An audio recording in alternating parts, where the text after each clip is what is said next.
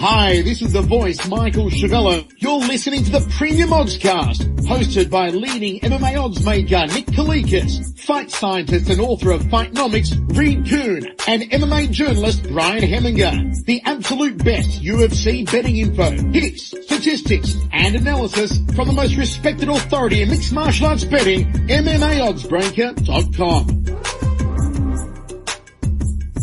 Welcome to the Premium Oddscast, presented by 5 Dimes Sportsbook. I'm Brian Heminger, joined today by leading mixed martial arts oddsmaker Nick Kalikas to break down this Friday's UFC 207 event, which takes place in Las Vegas, Nevada. If you're unfamiliar with our format, myself and Nick will break down the fight card from top to bottom, providing extensive analysis and a pick for each fight after doing our film study for the event. Looking back at our last event, we went 1-2 on our premium bets for UFC on Fox 22 to lose 2.2 units overall. We also lost our 1 unit free bet on James Muntasri. Back to the present, UFC 207 features a 10-fight card in total and will be aired on UFC Fight Pass, Fox Sports 1, and pay-per-view this Friday night. Let's dive right in. Now, kicking things off on Fight Pass is a welterweight contest between Alex Cowboy Oliveira, who is 15-3-1 with 1 no contest, taking on Tim Means, who is 26-7-1. Now, Nick, where did you open this fight, and how has the public shifted things so far? Up in Means, minus 140, the comeback on Oliveira, even money, and that's at our sponsored sportsbook, 5dimes.eu. Make sure you guys check those guys out. And right now, over at 5 Dimes, it is currently Oliveira minus 115, Means is minus 105. So it opened near pick'em with a slight lean towards Means, and right now it's still near pick'em with a slight lean towards Oliveira. So a little bit more action coming in Oliveira's way. This is a tough fight. In my opinion, it is a true pick'em type of fight. I mean, I think if it stays standing, obviously, Means has the edge. I mean, he's just one of those guys that, has that killer instinct, is just mean and nasty with the strikes. I mean, he has that ability to finish. He's got power. Again, if he has somebody in trouble, he's the type of person that finishes the job as well. So Means is a tough guy to deal with, whether it's on the feet or on the ground. I mean, if he gets top position with his ground and pound, he can be devastating as well. He has a bit of a submission game. That's not really what he likes to go to, but he has a little bit of submissions to go along with it. So Means is a pretty complete fighter, but what he does best is just finish people, knock them out, get them out of there. So on the feet, Means definitely has an edge over Oliveira, but what worries me is Oliveira is probably the better wrestler, the better grappler overall in this spot, and he will more than likely go for some takedowns. I think Oliveira on the feet could do some damage, don't get me wrong. He's not a bad striker, but I think strike for strike against Means is not going to get it done for him. I think he's going to need to stick to his strength in this fight, which is try to do what most people that have some success against Means have done in the past, and that's get him to the ground and try to control him a little bit and just kind of grind him out. Possibly look for the submission over Means as well. Oliveira does have, even though again, he's almost like Means as well, that's not their first go-to is winning by sub, but Oliveira does have that in his back pocket and possibly getting position on Means on the ground. He could finish it that way as well. So I think this is going to be a close fight. If Oliveira could use his ground, use his wrestling, he's probably going to win. If he doesn't, he's probably going to lose. It comes down to just that. So both these guys at 170 are definitely serious guys to deal with as far as, in the mix and as far as top 10, top 5 eventually potential guys. They could definitely make a run and make things interesting for sure. So both these guys are talented, outstanding fighters, but I have to lean a little bit more towards Oliveira in this one because I think it's going to come down to him using his wrestling, and I think that's how he wins.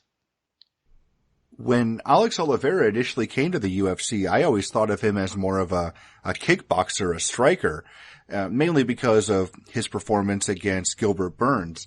But as we've seen, he is very similar to Cowboy Cerrone in his activity rate. Nobody from Brazil has fought more often than him over the last couple years.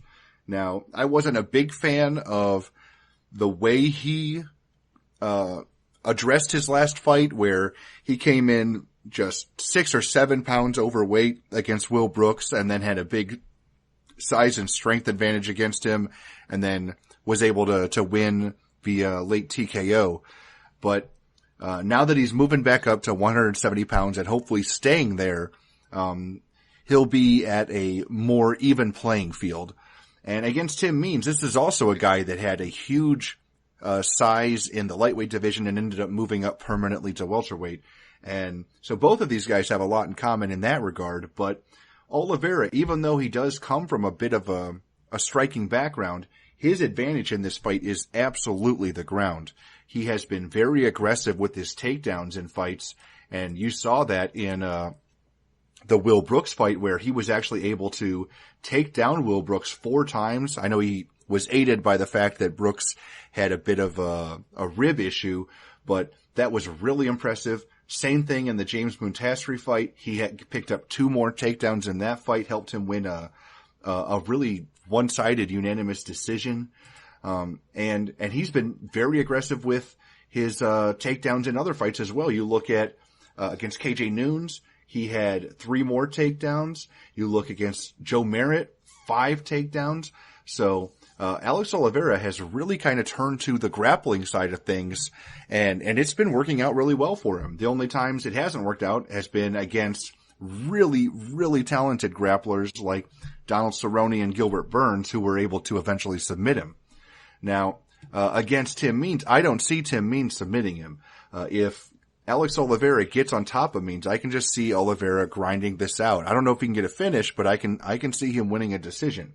That being said, if Tim Means makes Alex Oliveira really work for those takedowns, then Means has an opportunity here as well. Means is vicious on the inside. He has brutal elbows. He has good length, and he knows how to use that as well. But his Muay Thai is just devastating. And if Oliveira is not able to quickly drag this fight to the floor when he initiates clinches, Means is going to really punish him. And I can see that doing some serious damage on Oliveira as well. But that being said, I expect Oliveira to get the takedowns, and I expect him to stay in top position over the course of 3 rounds and either win a decision or potentially a submission. I don't know if he can knock Means out, but I could see Means knocking Oliveira out if he does not get those takedowns. But in the end, I'm going to side with Alex Oliveira. I just think his grappling and game planning is a little bit more consistent here. Now moving on to the first bout of the Fox Sports 1 prelims, we're staying in the welterweight division for Brandon Thatch, who is 11-4, taking on UFC newcomer Nico Price, who is 8-0. Now, Nick, what's the MMA oddsmaker's perspective on this one?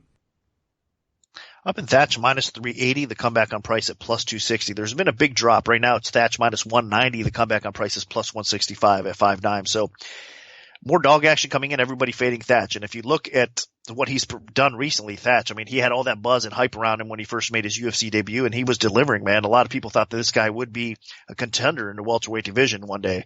It just, unfortunately, I mean, his fight with Ben Henderson started it all.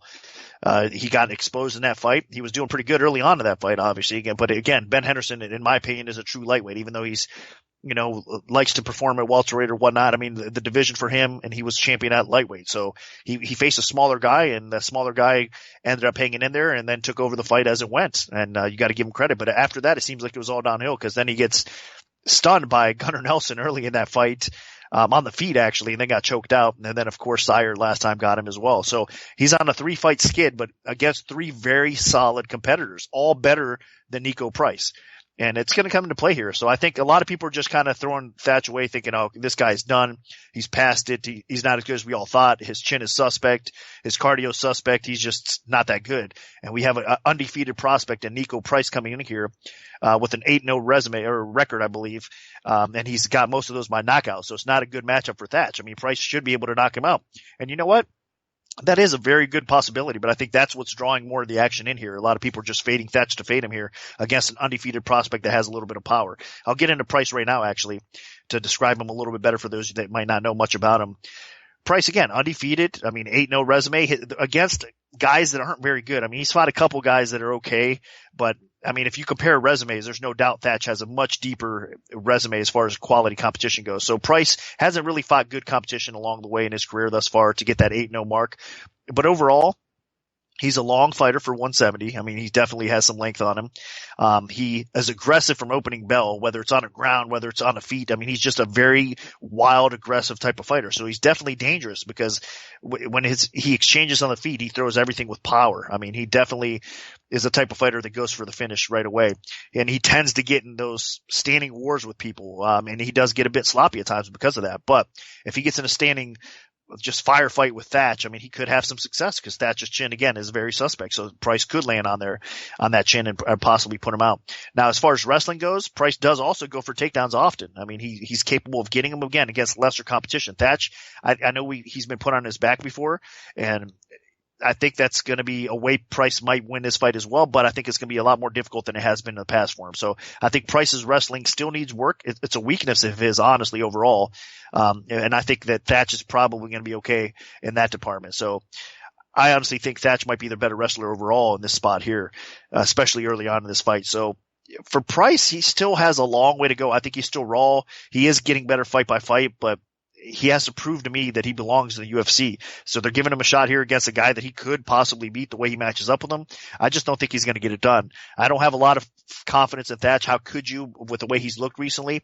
But to be honest with you, if you compare the two, Thatch is the better fighter. So I'm going to go with the better fighter. Right now, I think he's just simply ahead in almost every area across the board. Again, I don't trust his chin. I know he's got some cardio issues as well, but I mean, compared to Price, I think he should be okay here. So that's why I'm going to pick Thatch to win. Now, as far as betting goes, I don't blame all the people that came in on the dog and fading Thatch. I would not lay it on Brandon Thatch for sure, but I still think he probably can win this fight, and he needs to bounce back and get this win. So I'm picking Thatch to win. Yeah, watching Nico Price, I just don't quite think he's UFC caliber. I mean, he trains at a great gym, American Top Team, but watching his fights, he's sloppy. His defense isn't very good. His takedowns are one of the biggest parts of his game, and his takedown game is not that impressive. It doesn't look like he has a very explosive powered double game. He just kind of leans over and charges forward. It's just nothing about him is that impressive. He doesn't have a ton of power. I don't think his submission game is that strong. So as long as Brandon Thatch isn't in PTSD from those 3 straight losses he suffered, then he should be in really good shape here. I mean, Thatch is ferocious when he's on. He has an incredible Muay Thai game. He has vicious elbows, brutal knees. And if Nico Price charges forward and tries to, grab a clinch and close the distance and get a takedown, and if he doesn't get it immediately, Thatch is just going to light him up with the Muay Thai game.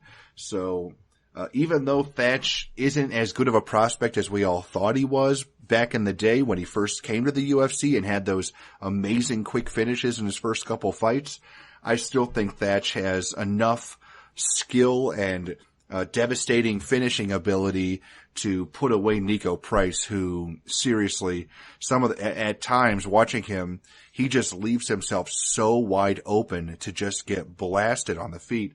And I just think that Brandon Thatch is going to take advantage of those openings. So I'm going to keep this one short and simple. Even though Price is undefeated, I think he's going to walk right into something and Thatch is going to put him out. So my pick is going to be Brandon Thatch. Now again, sticking in the welterweight division, we have Mike Pyle, who is 27-12-1, taking on Alex Garcia, who is 13-3. Now, Nick, where did you open this fight, and how has the public shifted things so far?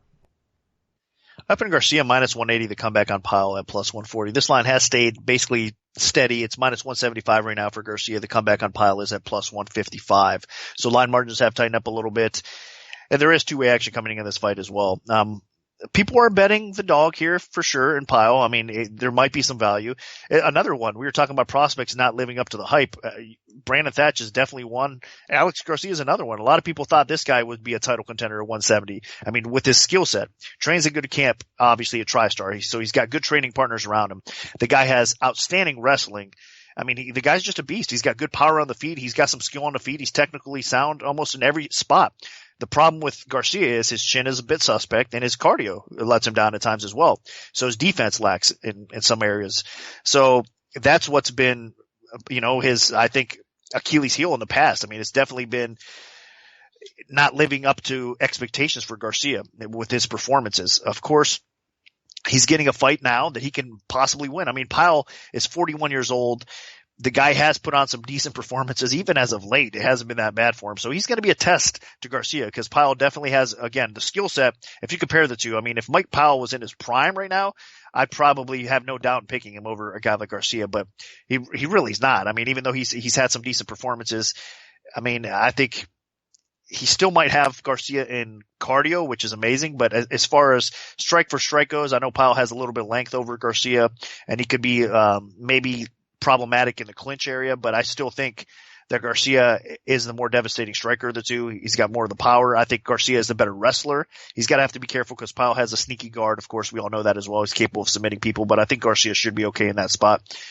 So I think it is a fight right now that Garcia should be able to bounce back and win. I mean, he needs it desperately too. He's coming off a loss to Strickland.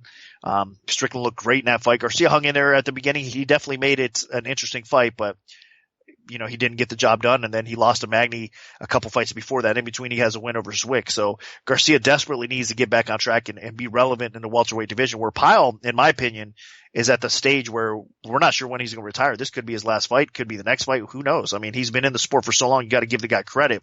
I mean, he's still been able to keep his job, and he deserves it because of his recent performances, like I said. But that being said, I just think this is a fight that Garcia can bounce back. He could control Pyle on the ground. He could possibly knock him out. I mean, Pyle's always had a suspect chin in his own right. So I think Garcia's power on the feet, I think his wrestling can probably be enough here to get the job done as long as he doesn't do anything stupid and get caught. So I do believe that Garcia is the rightful favorite, and I'm going to slightly lean with him. I think he has enough in the tank to beat a guy like Pyle, which should be kind of on the way out the door here. So I'm going to pick Garcia to win. Honestly, this is more of a fade of Mike Pyle than a confidence in Alex Garcia. We saw Alex Garcia in his last fight earlier this year where he started okay against Sean Strickland and then just had no answer for a jab, ended up eating too many shots, and then eventually was put away by TKO in the third round. Now, I could see that happening again if Garcia isn't able to get inside, if he's not able to get takedowns, if he's just stuck dancing around on the outside, because he does have that kind of stocky frame in the welterweight division. He could get kind of Hector Lombarded by somebody. And Mike Pyle, while he's not a super technician, he is a very dangerous fighter. I mean, the guy still has a lot of knockouts in his career. He has a pretty solid overall ground game. He has a good guard. He has excellent jiu-jitsu. He does have some wrestling, so he definitely could still have some gas left in the tank. But obviously, if you go back and look, I mean, the guy, when he's not on, I mean, he is just getting hammered by people. You saw Jordan Meehan easily able to take him out. Colby Covington just took him down repeatedly for 3 straight rounds. Alberto Mina just dominated him with a round 2 TKO. So with his only win was actually a comeback against Sean Spencer, where he was getting beat up badly over the course of the first 2 rounds, and then caught Strickland late in the third round, or caught Spencer late in the third round and put him out. And that was his only win that he's had since early 2014. Now, that being said, Alex Garcia isn't exactly the type of guy that can be known as super reliable. He has a lot of power, he has good wrestling, but he doesn't have very much finishing ability on the ground. When he's on the ground, he's mostly just laying on you, trying to stay active enough to win the round. On the feet, he can definitely take you out. I mean, you saw in his UFC debut, I mean, he was devastating against Ben Wall. I mean, granted, Ben Wall wasn't a world beater, but he just blew through him. But other than that, for the most part, he has not been very impressive on the ground, or on the feet. Most of his wins have taken place because he was able to get some takedowns. He had, 8 takedowns against Sean Spencer. He had 5 takedowns against Mike Zwick. So that's what he's going to need if he wants to win this fight against Mike Pyle, I think, because Garcia just doesn't really have that ability to dominate you if the first round is over on the feet. So if Mike Pyle can withstand Garcia and then stuff some takedowns, Garcia could definitely be in trouble. But I'm a little more concerned about Pyle, the fact that he's 41 years old And coming off of another TKO loss, I think Alex Garcia might be able to catch him early, and if that doesn't work, I think that Garcia can take him down. So I'm going to pick Alex Garcia, but I am not confident. Now moving up to the middleweight division, we have Antonio Carlos Jr., who is 7-2 with 1 no contest, taking on Marvin Vettori, who is 11-2. Now, Nick, what's the MMA odds maker's perspective on this one? I opened Carlos Jr. minus 155, the comeback on Vettori at plus 115. Another spot where it's staying relatively close to the openers. Carlos Jr. minus 145, Vettori is plus 125. So line margins have tightened here as well. Two-way action coming in this fight. This is a tough one. I mean, Antonio Carlos Jr., in my opinion, and another one of these guys that's, unfortunately for him, has not really lived up to what I thought was going to be a pretty decent run, even at, 205, 185 pounds since he dropped down, obviously, to middleweight recently as well. I guess that loss to Kelly really bothers me quite a bit. I know Kelly has done some good things. I mean, he just recently beat Camozzi as well. So Kelly's just not as bad as we all thought. I mean, especially for his age and his will to win and everything that you could say about Kelly. So it's not as bad of a loss now as we all thought it once was. But still, a guy like Carlos Jr., if you're a true prospect, especially with this skill set and ability, you don't lose a fight like that to Kelly. So that does stand out in my mind. I mean, he does have a little bit of quit in him. I don't like that in fighters, obviously. So that bothers me here, even though this is a winnable fight for Carlos Jr. over Vettori. These guys have a lot of similarities, honestly, because Vettori is one of these guys he's a pretty well-rounded fighter, but he does like to really play things out on the ground. And that's exactly what Carlos Jr. wants to do as well. So Carlos Jr. should have the advantage overall. He's going to be the bigger fighter overall as well. He's going to be the stronger fighter. I think he can get some takedowns along the way, but will he withstand a guy like Vettori, which Vettori, in my opinion, has a ton of heart. His conditioning should be solid. I think he's going to be the type of fighter that mentally has the will to win right now. I mean, he made his UFC debut and he made it successful, and it was pretty impressive for Vettori to get that W over Uda. But not just that, if you look back at his previous fights before that, I mean, you could really tell this guy's coming into his own. He's getting better and better. I mean, he's got a couple solid wins on his resume before the UFC as well. So Vettori's one of these guys. I think he's only 23 years old, and he gets better fight by fight, legitly better. So I think that learning curve for him is going to be tough to gauge right now, because I do think that he'll hang in there enough with Carlos Jr. to make this a really close, interesting fight. And as it goes, he might be the one that starts taking over the fight and then possibly winning the fight as well. So to me, this is a tough one. I mean, again, my head says that Carlos Jr. should be able to get some takedowns over Vettori here and control the grappling exchanges. I don't think Carlos Jr. submits Vettori. I think Vettori's ground game is, again, legit. Maybe not as good as Carlos Jr., but it's legit enough for him to at least not get finished on the ground. Obviously, I don't think Vettori finishes Jr. either on the ground, so that should be kind of a wash there. I think they should neutralize each other out there. And it's going to come down to cardio. It's going to come down to activity a little bit as well. And I think Vettori, possibly as the fight goes, is going to be doing just that. He's going to be the one that stays a little bit busier, and I think he's going to be the one that kind of outworks Carlos Jr. to the point where he might even finish him late in round 3. Again, not by sub, but possibly by strikes on the ground or whatnot up against the cage, or might just clip him out. We'll see how it plays out. But I don't know. For me, I'm kind of on the fence with this fight. Honestly, I could see it play out both ways. I'm going to side, I think, with Vettori a little bit more. I like the fact that he has that will to win, and he wants to get better and improve himself. And I think for Carlos Jr., to me, mentally right now is a big issue. I know he bounced back.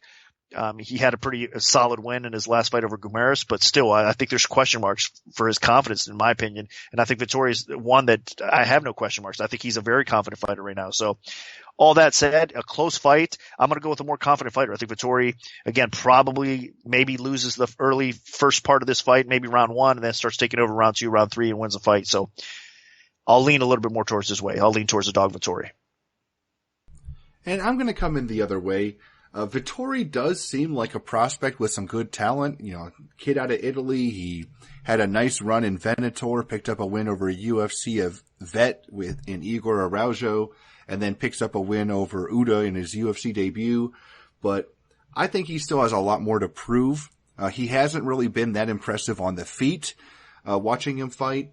And on the ground, that seems to be his biggest strength. And he kind of looks for takedowns. He tries to get top position, drop some ground and pound, and he does have, a pretty good guillotine choke, as he showed with the finish against Uda. But if the ground is his biggest strength, then I think that he's just going to be in a world of hurt here against Antonio Carlos Jr. Now, obviously, Carlos Jr. has his own issues, as we saw with his loss to Paul Kelly, or to Daniel Kelly, when he, just faded, gassed out, and then gave up, and Kelly was able to pound him out and get some unanswered strikes and pick up a TKO victory. But other than that one moment, Carlos Jr. has looked really good in the middleweight division. You saw when he dropped down, Eddie Gordon just completely dominated Gordon. He had a really impressive fight, his last bout against Lolego, when it was a very one-sided fight. He ended up getting 7 takedowns and then still had enough left in the tank to pick up a round 3 submission. So maybe he solved a little bit of his gas tank issues. Carlos Jr. is going to have a pretty good size advantage over Vettori. Not much, but 5 inches in reach is pretty good, especially considering Vettori is not a great striker. Now, Carlos Jr. isn't an amazing striker, but he does have some power on the feet. We've seen him hurt some people in the past, especially during his run on Tough Brazil, where he eventually would be crowned the winner. So I do think that Carlos Jr. has an ability to make an impact here in that middleweight division. And Marvin Vettori, I think, is a bit of a stepping stone.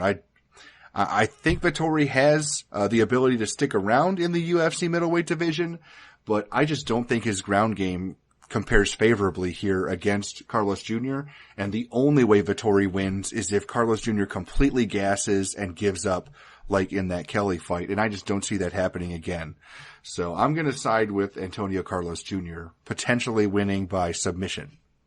Now moving on to the main event of the preliminary card, we have a welterweight contest between Johnny Hendricks, who is 17-5, and Neil Magny, who is 18-6. Now, Nick, where did you open this fight, and how has the public shifted things so far?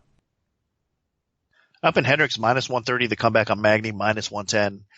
Right now, looking over 5 times, it's exactly -110 either way. So open virtually a pick'em right now. It's virtually a pick'em as well. Now the line has been flipping back and forth. Magny was a favorite earlier today. Now it's again exactly a pick'em, and I'm expecting it to kind of go back and forth along the way until we see the fight actually play out. So I don't expect it to finish exactly pick'em. I'm sure we'll see some heavy action come in one way or the other. So either Magny or Hendricks will be favored, but it'll be still a pretty small number out there for this fight. It's definitely an interesting bout. I mean, Hendricks was the welterweight champion. I mean,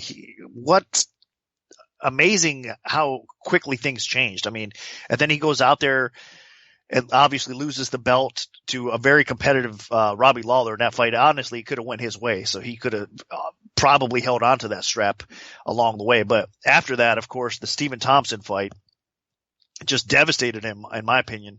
I mean, of course he picked up a win in between against Matt Brown, but I'm saying the Stephen Thompson loss where he got knocked out and just Thompson just smoked him. I mean, he just went right through him. I mean, he looked awful in that fight, Hendricks. And then, of course, bouncing back, he suffered a decision loss to Gastelum, which isn't necessarily a bad loss. Gastelum and Hendricks match up pretty well together, and he was competitive in that bout. But that being said, we're not sure where Hendricks is right now.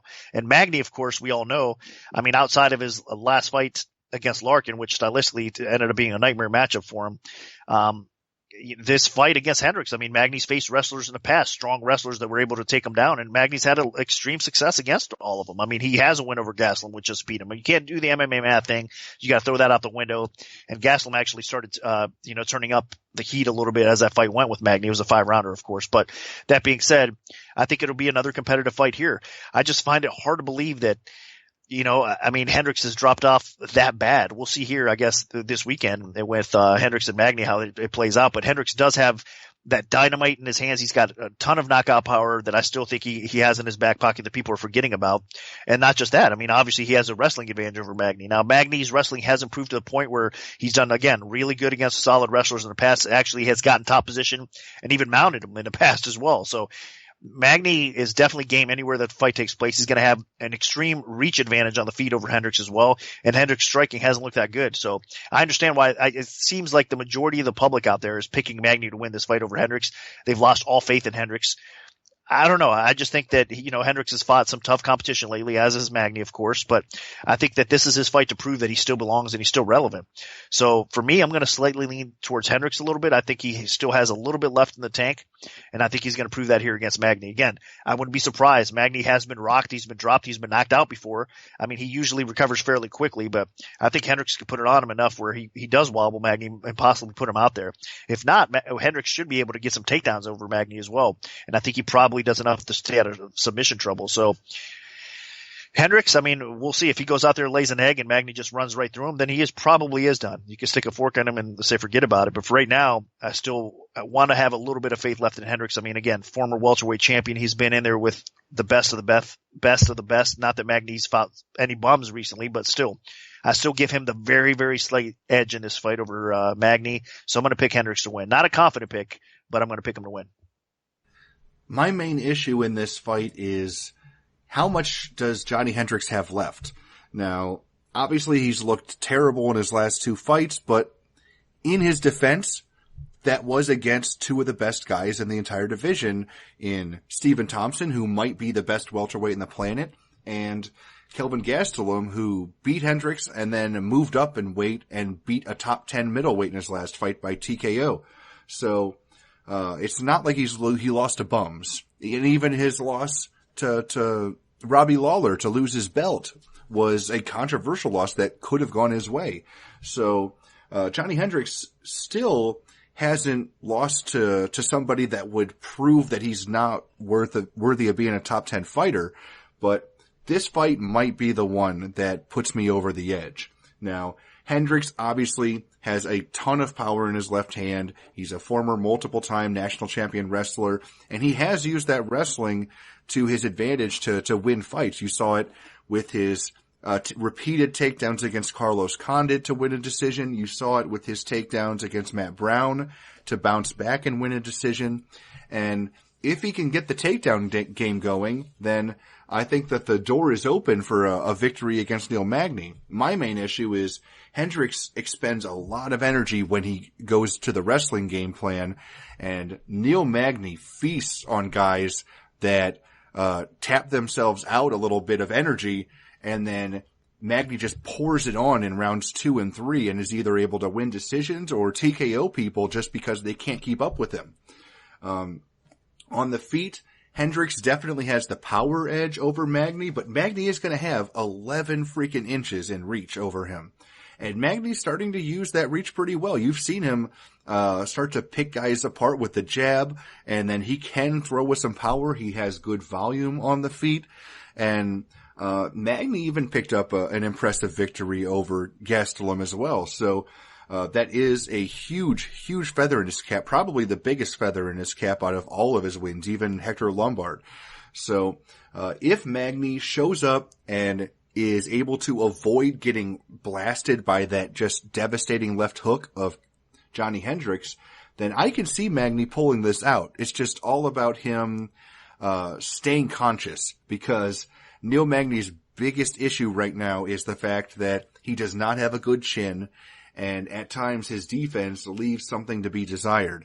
So if Hendricks connects, I can see Magny getting put out, because Magny's been hurt or rocked by just a myriad of fighters throughout his UFC run and during his time on The Ultimate Fighter. But if Magny can weather the storm and then start to take over, I think he could embarrass Johnny Hendricks with his pace and pressure. So I'm going to side with Neil Magny here. It's not crazy confident, because you never know how Johnny Hendricks is going to respond to his recent poor performances. But I think that Neil Magny has what it takes to potentially stifle Hendricks' game plan. So my pick is Neil Magny. Now moving on to the main card, we have a flyweight contest between Louis Smolka, who is 11-2, and Ray Borg, who is 9-2. Now, Nick, what's the MMA oddsmaker's perspective on this one? Up in this fight, virtually a pick 'em. Smolka minus 125, Borg minus 115. And right now, it is currently minus 130, I believe. Let me double check here. Borg is minus 130. The comeback on Smolka is plus 110. So a little bit more action coming in Borg's way. I'm a little bit surprised. I mean, early on, I opened at 125, 115 because I thought the public would lean a little bit more towards Smolka, and that was the case early on. Early action did come in on Smolka. He got bet up quite a bit there. I mean, there was like plus 155s out there on Borg if you got in at the right time with him. And now, of course, steady action, some sharp actions been coming in on Borg as well, and it's actually flipped the line. So a lot more people are starting to believe in Borg in this matchup over Smolka. I mean, Smolka traditionally, I mean, to most of us, he's known as being possibly the best grappler at 125 pounds. I mean, that's how slick this guy is with his length, with his submission ability, with his scrambling ability. I mean, the guy is so smooth on the ground. Of course, he suffered that, submission loss to Moreno. He got caught in that choke.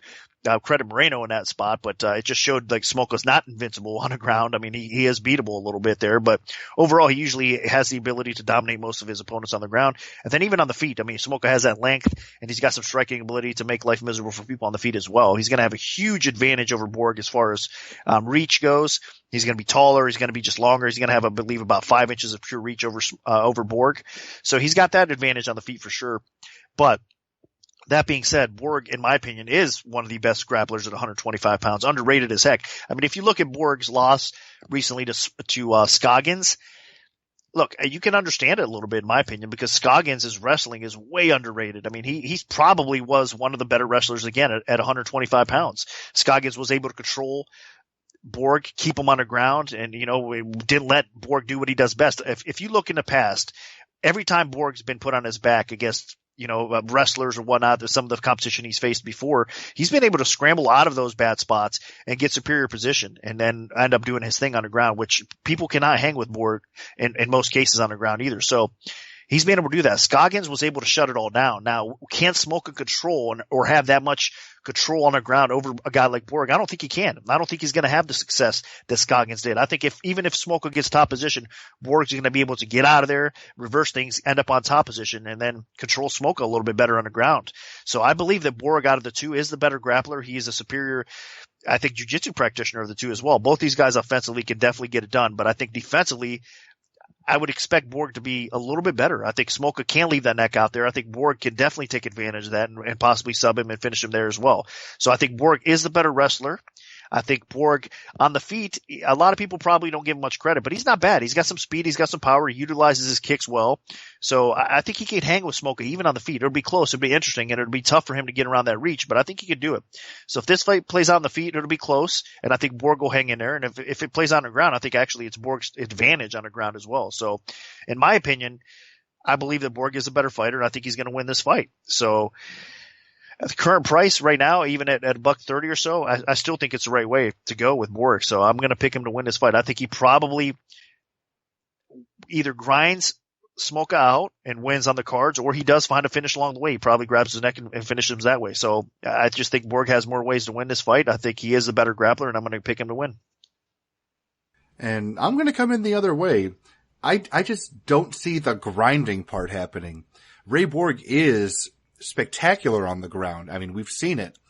He has amazing scrambling ability. He has some excellent submissions. He can hop onto your back. He's opportunistic, but grinding, that just doesn't work for me. You don't really see him take people down and lay on him or push them against a fence and make them, get tired and make them work. Ray Borg is more the guy that's just actively pursuing advancement of position. And he at times is too comfortable off of his back. You saw that in the Dustin Ortiz fight when Ortiz just kept throwing a lot of punches. Ortiz was very physically strong, was able to overpower him a little bit.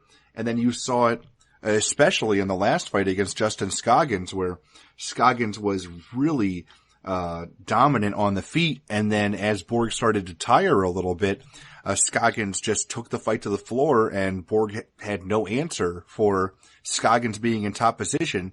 And this is despite the fact that Scoggins has been very vulnerable to chokes on the ground, and he's been submitted twice in the UFC already.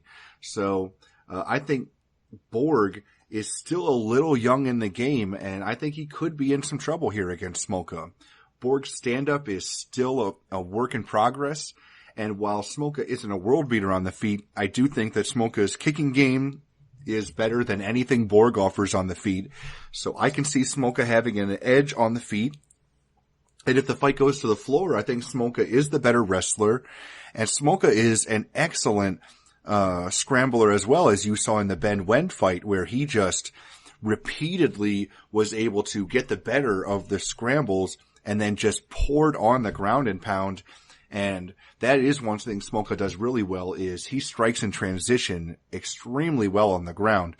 And he just was able to wear Wen out and then eventually put him away.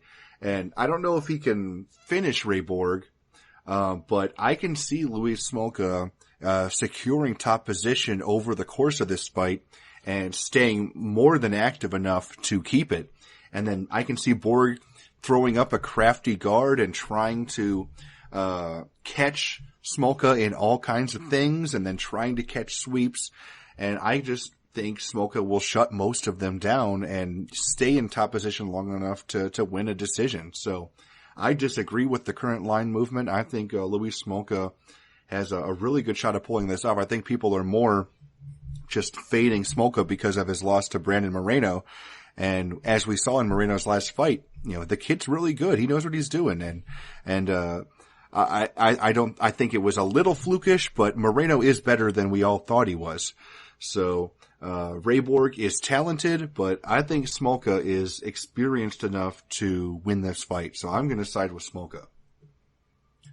Now moving up to the welterweight division, we have Dong Hyun Kim, who is 21-3-1 with 1 no contest, taking on Tarek Saffiedine, who is 16-5.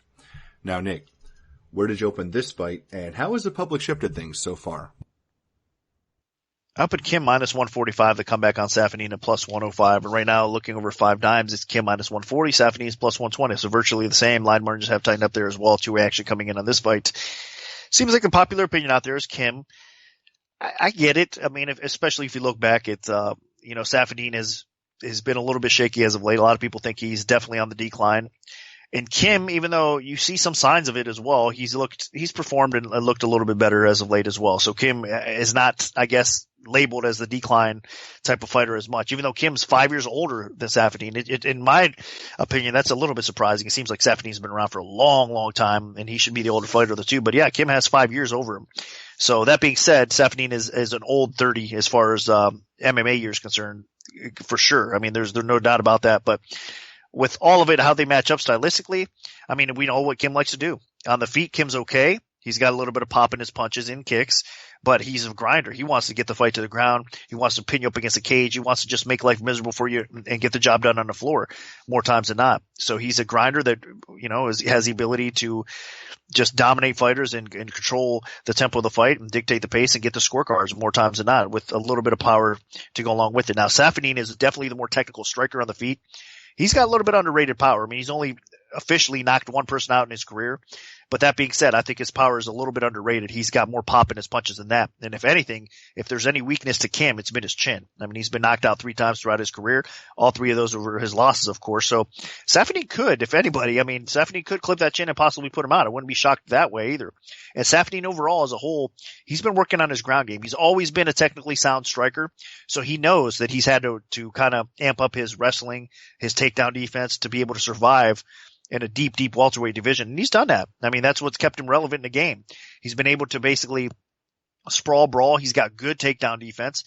He doesn't let people bully him around as much. But again, if you look back at his last fight, though, that wasn't quite the case against Story. Story pushed such a high pace. Again, grinded as expected, though. I believe Brian and I both picked Story over Saffiedine in that spot. We kind of thought it would play out that way, and it did. Now, Kim's a little bit different, though. I think Story has a better chin on him. He's able to absorb some of those, the punishment a little bit better than Kim.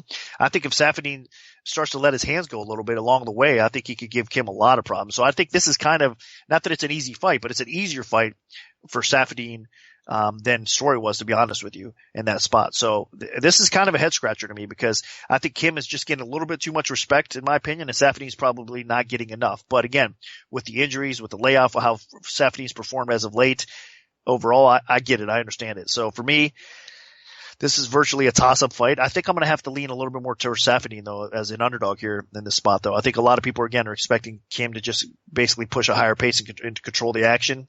but I think Safadine is going to be able to find his spots along the way and probably get the job done here. If he doesn't knock Kim out, I think even the scorecards are going to be relatively close. Of course, you got to lean officially towards Kim a little bit more if it does hit the cards, but I think it'll be close enough with the state of MMA judging. As I say time and time again these days, you never know how that's going to play out on the cards either if it's a close fight. So I do believe that the underdog here in Safadine has probably a slightly better chance than people think in this spot. So I'm going to go with Safadine to pull off the slight upset win over Kim. I just think that he probably does bounce back here and get a solid win over a pretty respectable performer or competitor, I should say, in Kim. And I think he probably does that and gets himself back in the spotlight a little bit. How much does Safadine have left in the tank? I don't know. I think his title run days are behind him for sure, but I still think he's relevant enough to win some quality matchups in the welterweight division. So I'll pick him to win over Kim.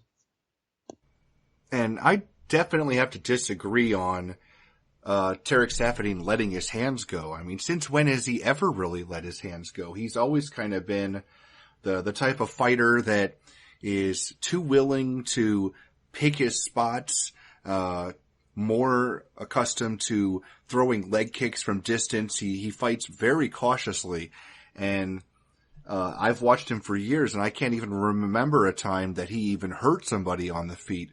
So going in there against Dong Hyun Kim, I think Kim is not going to have any fear.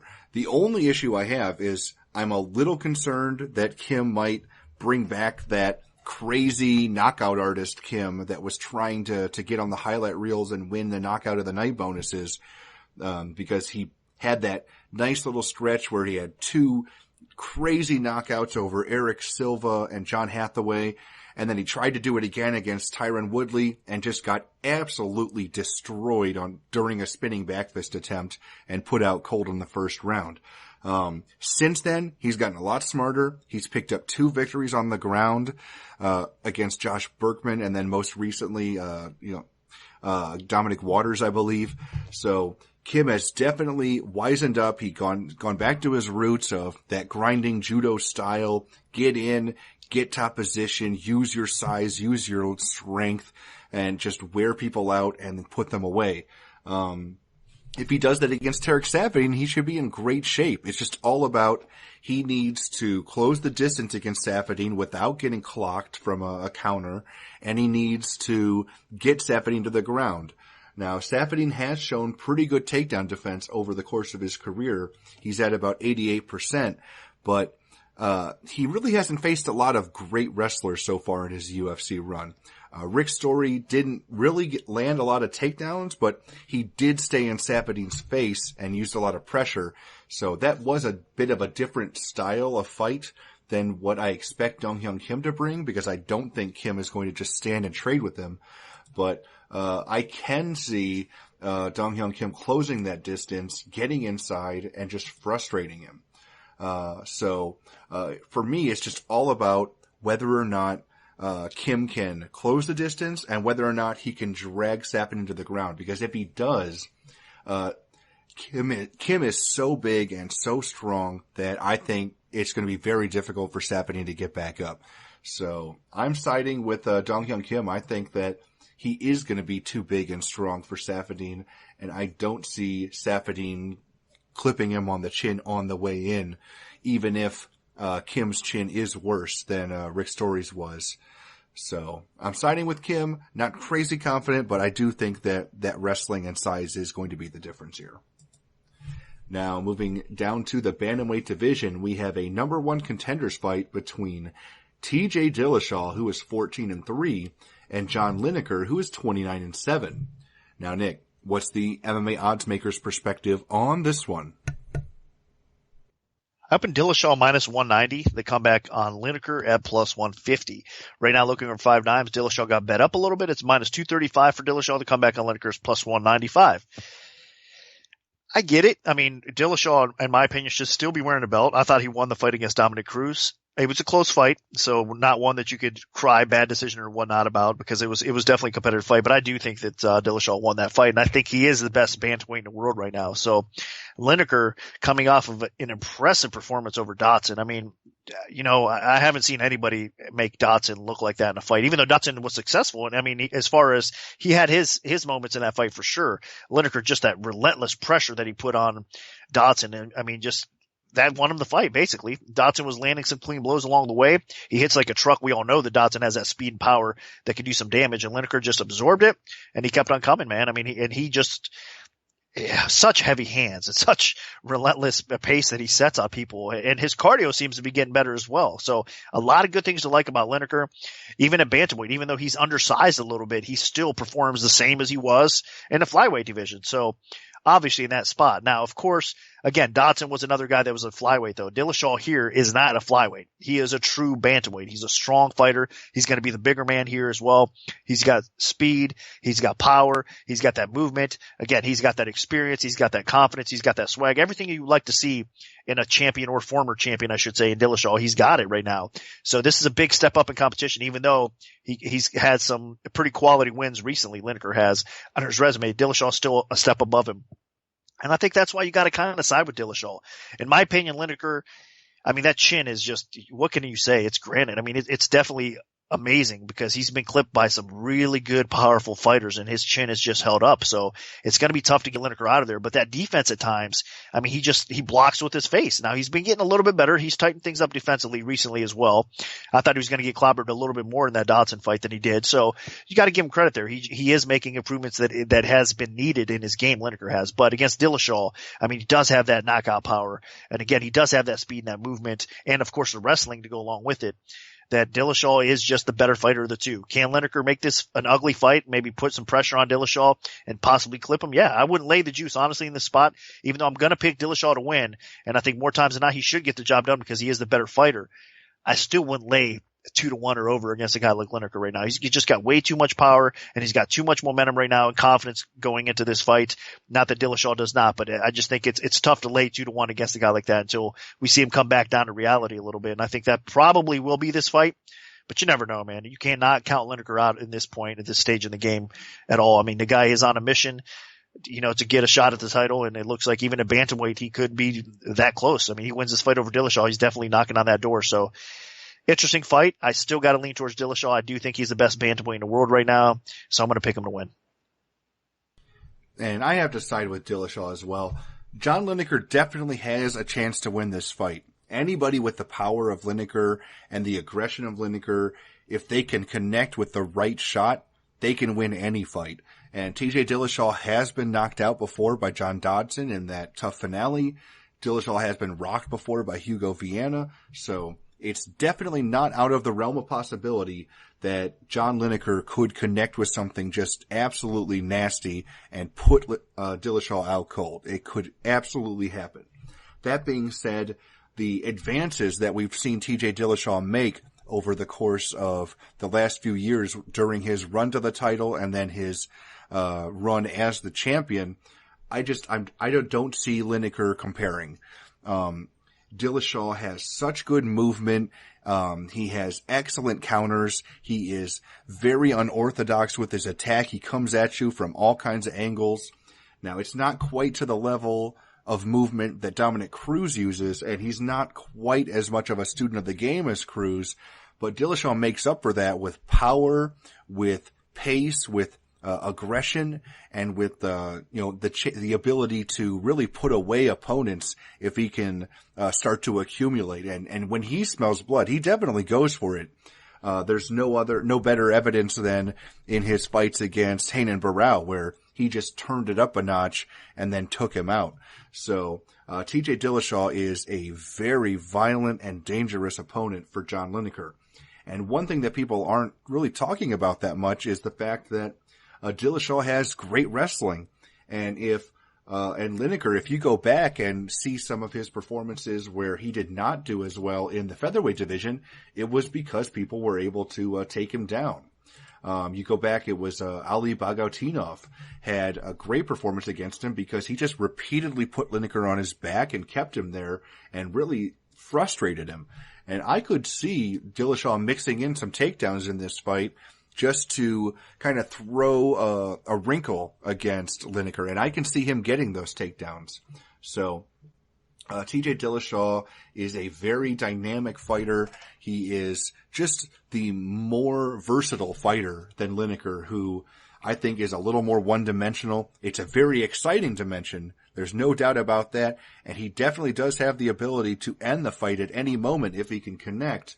But I do like that TJ Dillashaw has aggressive takedown ability and the ability to put opponents on their back, and the fact that he can mix it up on the feet with a lot of movement and a lot of power behind his strikes. And I don't think that he'll be employing the exact same type of game plan that John Dodson had, where he was just dancing way too much on the outside and allowing Lineker to kind of dictate the pace and the aggression. So I favor TJ Dillashaw here. I think he's going to catch Lineker with a lot of counters. And while I don't think that Lineker is going to get knocked out, I think he's going to be bleeding in this fight. And I expect TJ Dillashaw to walk away the victor. Now moving on to the co-main event of the evening, we have the bantamweight title fight between champion Dominick Cruz, who is 22-1, taking on Cody Garbrandt, who is 10-0. Now, Nick, where did you open this fight, and how has the public shifted things so far? I opened Cruz minus 195, the comeback on Garbrandt at plus 160. Right now, looking over 5 times, it's minus 215 for Cruz. The comeback on Garbrandt is at plus 178.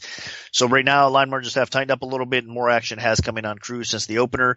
And I think, I'm not really surprised by it. It would probably go back and forth a little bit. It would probably stay around 2-1 overall.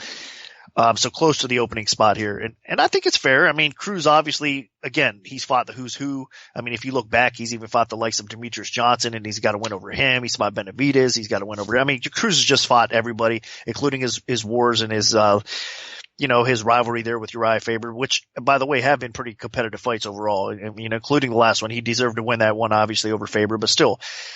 I think Cruz, if you look back throughout his career, he's been in a lot of competitive fights. The times that he hasn't been able to finish the fight and, get the fight rather quickly like Mizugaki or whatnot, he's been able to, he's been in very competitive fights. The guys are, even with his movement, with his brain, with his IQ, that's one of the best things you got to love about Cruz. He understands the sport so well. That's why he's an amazing analyst, one of the best out there overall, because he studies the sport. He knows MMA in and out.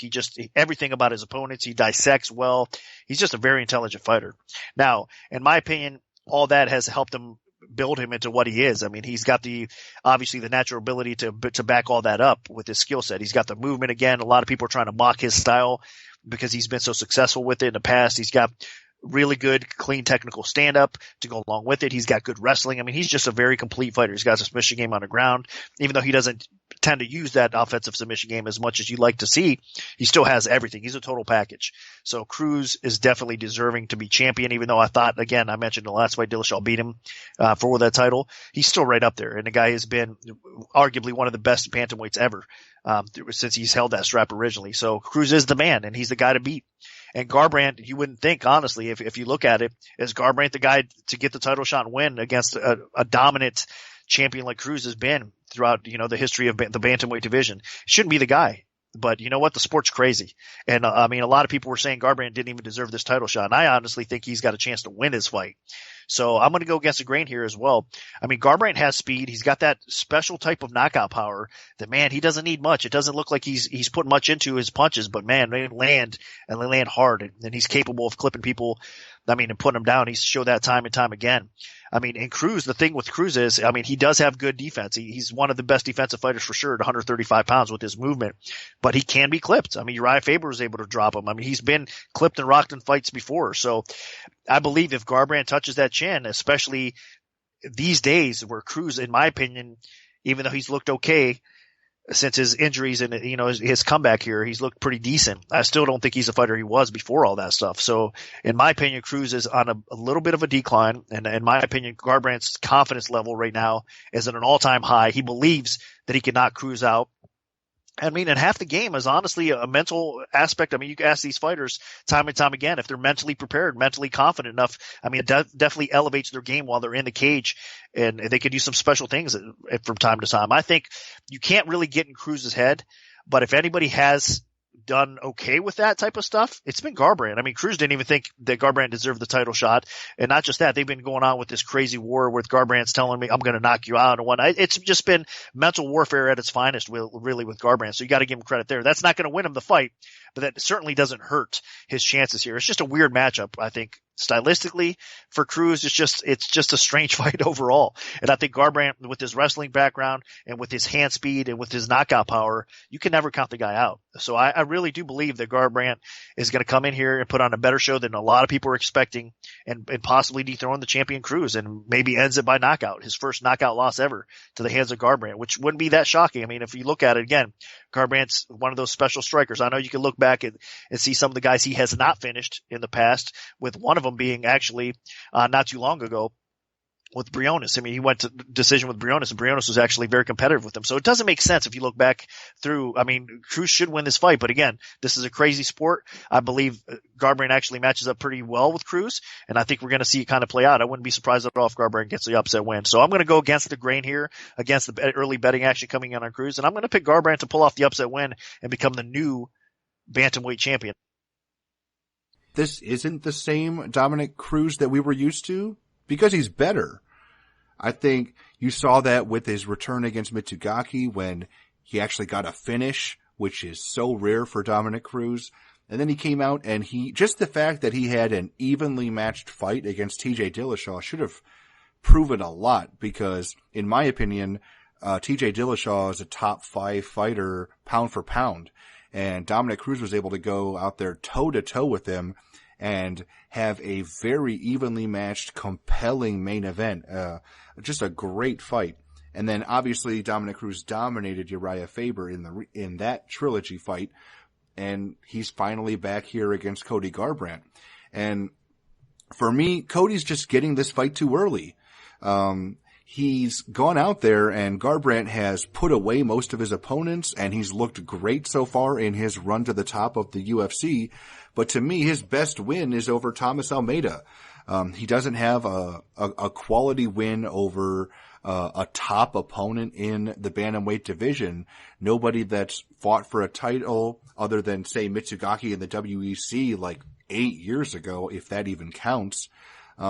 He doesn't really have a win over a top contender, other than if you thought Almeida was a top contender. But again, he was a prospect on the rise as well. So Garbrandt just was, to me, a fight away from potentially fighting for the title, and he's getting thrust in here a little too early. Now, Garbrandt is talented. He's 10-0. He's undefeated for a reason. He has a ton of power. He has some of the best knockout ability in the bantamweight division. But other than that, I just don't think that he is on Dominic Cruz's level. Garbrandt is a lot more hittable than Cruz. Garbrandt does not have that well-roundedness to his game. I mean, he can mix in some takedowns, but he doesn't really have a strong kicking game. He doesn't really have great movement like Cruz. He doesn't have that ability to just dominate and transition. Cruz will set up things like 5 moves in advance like a chess master and pull them off. I mean, he catches people with takedowns better than anybody else because he has such great setups to his takedowns. It's not the athletic ability where he's just so explosive and quick that he can just power you down with a double leg. It's he puts you in a position where you're going to be off balance and you're not going to be able to stop the takedown. That's how he was able to get those takedowns against TJ Dillashaw, something that nobody really had ever been able to do before. I mean, it was super, super impressive. And I expect that Dominic Cruz is going to get multiple takedowns here against Cody Garbrandt over the course of the 5 rounds. If you factor in that Cruz has a tireless pace, and as long as he's physically healthy, I think Cody Garbrandt is going to have just a nightmare time trying to land that huge right hand of his on Cruz's chin. Now, obviously Cruz has been caught a couple times in the past. Faber was able to hurt him once. Dillashaw really didn't hurt him in their fight, but Dillashaw did land some shots. But I just don't see Cody Garbrandt consistently finding a home for his boxing. And I just see Cruz, just taking away some of his weapons over the course of a 5-round fight and either getting a late stoppage as Garbrandt starts to fade down the stretch, or I can see Cruz just outpointing his way to a one-sided decision. So I'm going to side with the champ here. I think Dominic Cruz wins convincingly. Now, moving on to the main event of the evening, we have a women's bantamweight title fight between champion Amanda Nunes, who is 13-4, and the returning former champ Ronda Rousey, who is 12-1. Now, Nick, what's the MMA odds makers' perspective on this one? Up in Rousey minus 280, the comeback on Nunes plus 220. And right now it's Rousey minus 140. Nunes is plus 120. So 100% drop in the dog, which is a bit surprising to me. At least I understand the circumstances of this fight. I know that a lot of people are questioning where Rousey's mental state is, but I did not think we'd see Rousey at a $140. I thought that around 2-1, a little bit over 2-1 was a fair spot. I mean, typically if you look at back through the lines, with Rousey's history, she's never been really like this in a spot this low, especially in a situation like this. Obviously, she's never been coming off a devastating career-changing type of loss, though, either. So, I mean, just a lot of respect going in on Nunes here, because Nunes has looked tremendous as of late. I mean, she's definitely a heavy hitter. One of the most devastating strikers, obviously, in the women's bantamweight division. Her takedown defense is to the point where it's pretty solid. Overall, she's not an easy girl to get down. And then obviously, if you can't get her down, she has the advantage on the feet. Now, of course, cardio conditioning, all that stuff comes into play with Nunes. That's her kryptonite a little bit, but she's showed that she's pretty strong for the first couple rounds at least. I mean, especially in round one. So Rousey's going to have her hands full, I guess, with all the mental aspects of the game and everything that she's had to face with her time off, with her kind of ducking the media or whatnot, kind of hiding out. A lot of people think that Rousey's pretty much done. I don't know. I'm not so sure about that. I think she's going to be motivated. She knows she has a dangerous opponent in Nunes that she's stepping in here with. And I mean, let's not forget how special Rousey was. I understand that loss to home was devastating for sure. I mean, just kind of a head scratcher the way it all went down. But that being said, Rousey was a dominant champion before that. I mean, one of the most dominant champions ever in the history of the sport. So to see her lose a fight and then everybody just kind of counter out is just amazing to me, really. But that being said, this is a tough matchup. I mean, stylistically it is. If she cannot get Nunes to the ground, Rousey could be in some serious trouble here. I mean, Nunes does hit hard. I mean, if she thought Holly Holm hit her hard, just wait till Nunes starts landing on her. It's going to be a whole different world. So yes, Rousey can lose this fight, and she could lose this fight early, especially if she doesn't have success getting the fight to the ground. Nunes could probably knock her out, but if she weathers that early storm and gets this fight into deeper waters a little bit, which is kind of unlikely for Rousey because she's the one who usually wins fairly quickly in most of her fights, obviously. I mean, most people, if you get a Rousey line, it's always under 1.5 rounds. Even this one is here as well because Rousey's the one that just dominates her competition. So I don't expect this fight to play out that long. I think either Rousey gets her to the ground and finishes Nunes on the ground, or she's not able to and she might get lit up on the feet, knocked out. But let's not forget, there's one little factor on the feet that we're forgetting. Rousey has power. I know that, again, a lot of people aren't respecting her stand-up game. I mean, her coach, her training, all that stuff can be said. And yes, I get it. I understand it. She's not going to be technically better than Nunes on the feet, but she does pack a punch. I mean, she does have that one punch type of knockout power in her own right. So let's not forget that. So Rousey has enough power that if they exchange on the feet, it should benefit Nunes in most cases, but Rousey has enough power to put anybody to sleep, I think, also in the bantamweight division. I mean, she stunned Holly Holm in that loss as well. Let's not forget that. I mean, to the point where Holm actually had to hurry up and try to get her down to the floor because she was rattled so bad. So Rousey has that devastating knockout power. Obviously, she has that great judo background where she's able to get most people to the ground. And then once on the ground, I mean, it's a wrap with her arm bars and with her submission skill overall. So Rousey by submission or Nunes basically by KOs is probably how it's going to play out. I'm going to go against the grain here as well. Everybody seems to be banking on Nunes coming away with a win here and knocking Rousey out. They expect Rousey to be done. And then after this fight, kind of go out with a loss and then just kind of retire and get away from the sport. I'm not so sure. I think the Rousey, I know she said she doesn't have many fights left. So this could be her last fight, win or lose, or maybe another fight after this if she does get the W here. I know she's kind of coming to the tail end of her career, but I think she's got enough to prove out there. I mean, this is her spot. This is her chance to get everything back. And I think that Rousey realizes that. She's going to have those nerves. She's going to have that pressure on her. But at times that brings the best out of fighters that are special like Rousey. So I think that Rousey's going to weather whatever storm Nunes brings. And I think she does get the fight to the ground. And once on the ground, it's a wrap. I think Rousey wins this fight by submission like she normally does. So I'll go against the grain. I'll pick the slight favorite in Nunes. And the way the line's going right now, I wouldn't be surprised if it drops all the way to a pick'em. Exactly a pick'em type of fight, but there has to be some action coming back in on Rousey. I mean, with her name, with her popularity, could be some square action, honestly, coming in, heavy square action that makes the line kind of climb back up a little bit more as well. Or it could be some sharp action, believing that Rousey could get the fight to the ground. We'll see how it goes, but I do expect the line to kind of bounce back up eventually at some point. But the way it's going now, I mean, it's trending down towards a pick'em more than anything else. But with all that being said, I do like Rousey to get the belt back and get the win here. I mean, if this was honestly not too long ago, Rousey would be a huge favorite over a girl like Nunes. Nunes has improved. I got to give her all the credit in the world. She's been putting in the work. She has gotten herself in this position because of all the hard work and her improvements overall for sure. But I still think that she's just outclassed with a fighter like Rousey, especially what she does best, and that's on the ground with her armbar submissions or whatnot. So it's Rousey's fight to win or lose. She fights smart. She's able to show some toughness in this fight. She's going to probably win this fight. So I'm going to go with Rousey to win and become the bantamweight champion again. Then we'll see what happens after that. And I completely agree that if this fight had taken place 2 years ago, Ronda Rousey would probably have been a minus 1,000 betting favorite. And just the fact that Rousey was upset and lost in her last fight by knockout just changes everything.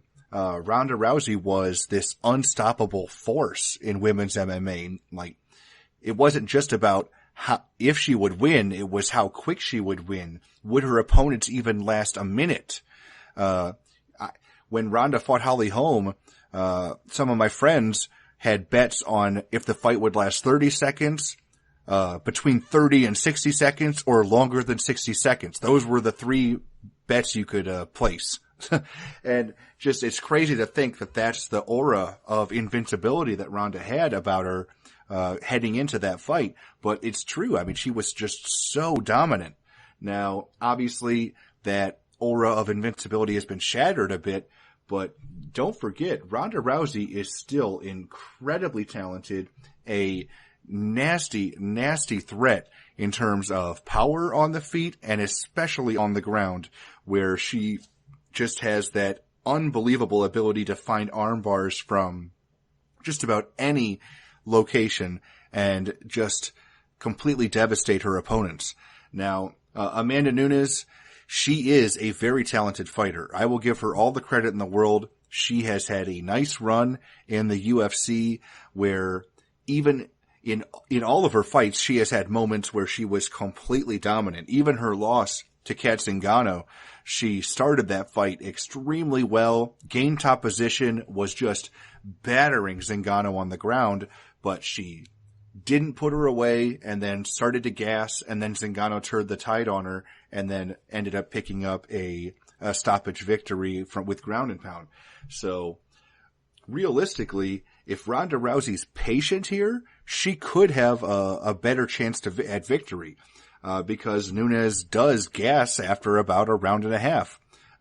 Nunes' fight against Valentina Shevchenko, she won the first 2 rounds, but then Shevchenko was able to win the 3rd round. So there is a path to victory if Ronda wants to use more of a game plan approach.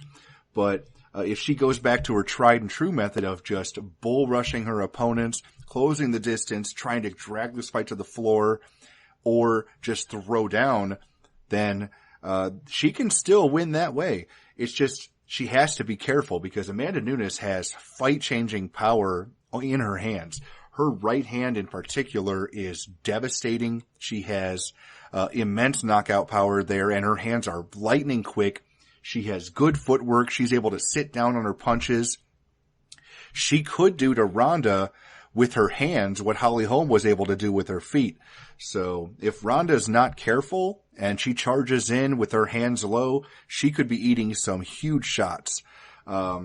If Ronda isn't able to get takedowns, and she's forced into a stand-up fight. I don't expect Nunes to brawl with her. I expect Nunes to, keep her distance, land jabs, and then look for that huge right hand.